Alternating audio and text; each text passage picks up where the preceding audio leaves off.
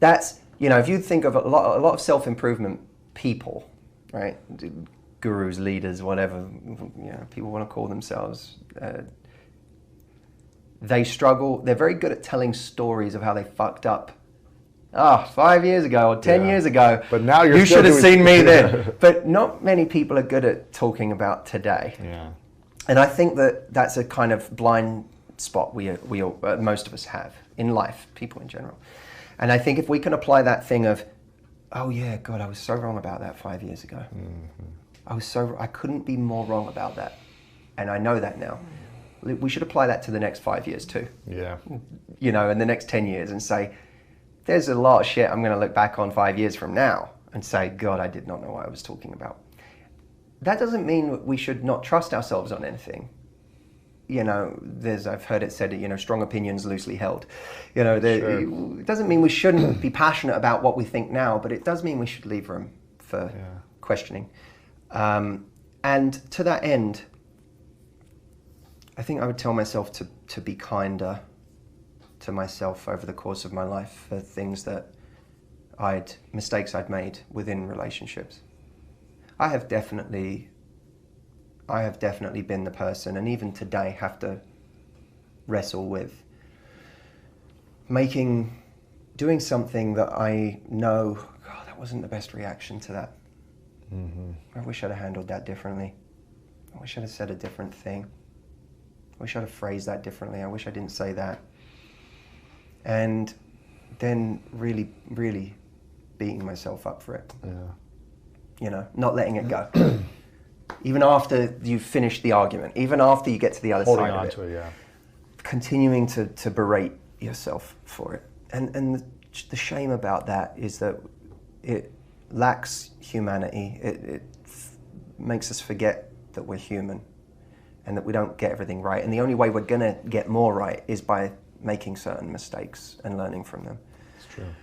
And it also stops us from being effective, because that energy that we're putting into berating ourselves is actually stopping us from doing the very things that would move everything forward from that mistake.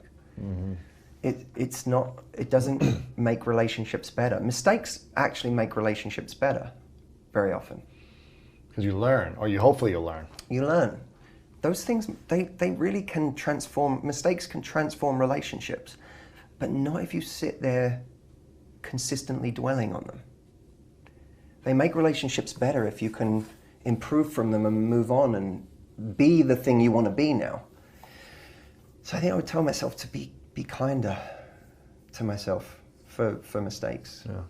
And to not obsess over things I should have said or done differently.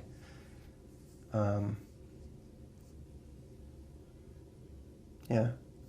You know what, to that end, we should, halfway through this interview, I kept losing my train of thought. And probably you were going to edit that out to be kind to me. I'm going to keep it in? Let's keep it in. All right.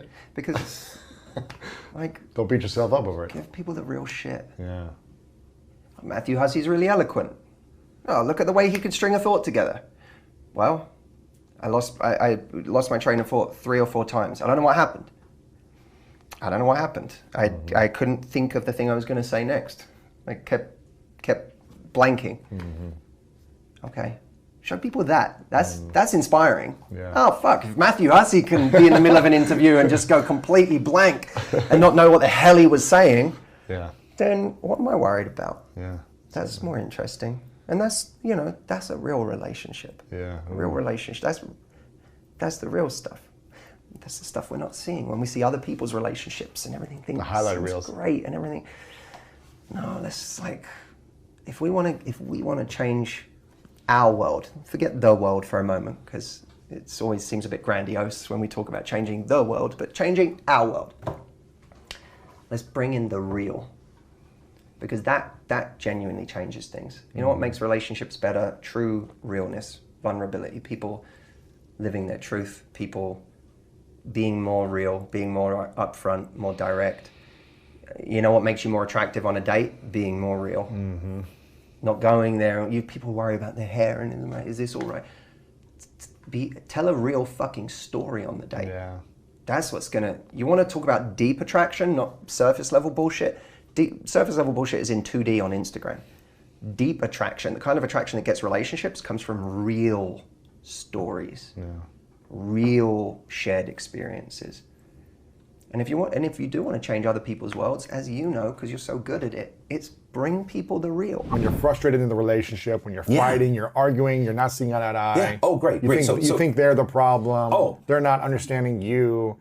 What should we ask ourselves? Well, first of all, what am I actually frustrated about? Right. Let's start there. What am I frustrated about? What are the problems that I am having? Because so often we don't even communicate with we're not even clear, right? What the problems are. What are the areas of frustration? What are the problems?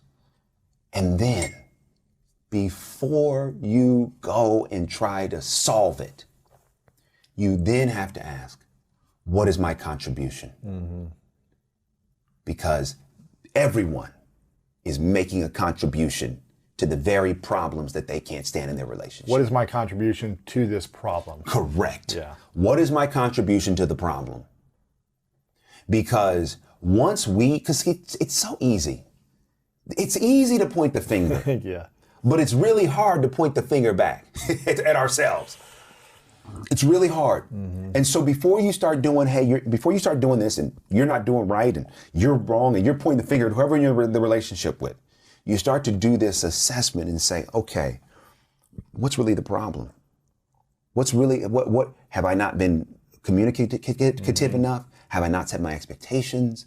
Have I been too harsh? Like, you gotta really start doing the assessment of yourself and then bring that conversation. And I think also to go even deeper is like, why is this triggering me? Exactly. Like, why is this a problem for me? Yes. Like, yes. Maybe it's not the other person's doing something to me, but the trigger of it is something I haven't healed or addressed from the past. Yes. And that's why I'm triggered. Yes. But they're just being them, and depending on the situation. But it's like, what's the root of this frustration for me? Dude,